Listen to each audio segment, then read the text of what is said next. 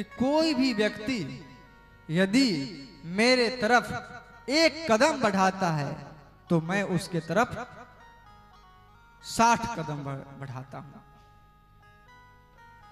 क्योंकि भगवान की ये वाणी है कि जो मुझको जिस भाव से पूजेगा मैं उसको उसी भाव से मिलूंगा। ये यथा माम प्रपद्यन्ते तांस तथैव भजाम्यहम्, ये भगवान ने गीता में कहा है।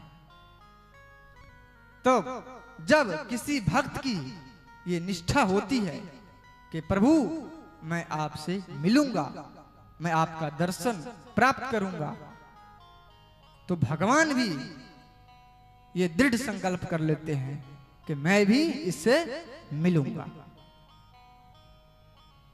क्योंकि इसका जो संकल्प है वही संकल्प मेरा भी है।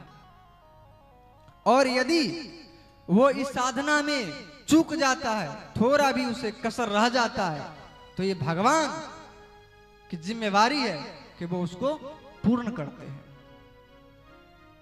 जैसा कि रघु केवट के चरित्र में भी आप लोगों ने देखा कि उससे थोड़ी सी भूल हुई और वो मछली को मारने के लिए चला गया, किंतु भगवान ने वहां भी जाकर उसको बचाया। उसी प्रकार से आज जब इसको 21 किलोमीटर रह गए और ये भगवान का दर्शन नहीं कर सकता था, तो भगवान स्वयं आके और उसको वहां दर्शन दे गए, क्योंकि ये भगवान का औदार्य है। भगवान कहते भी है कि मुझको मेरी कृपा से ही कोई पा सकता है, मेरी कृपा से ही मुझको पा सकता है। ददामि बुद्धि योगम तम तेना मामुप यान्ति ते। भक्त को मैं कैसे प्राप्त होता हूं? तो भगवान कहते हैं कि मैं उसके द्वारा बुद्धि योग से प्राप्त होता हूं। तो वो बुद्धि योग आया कहां से?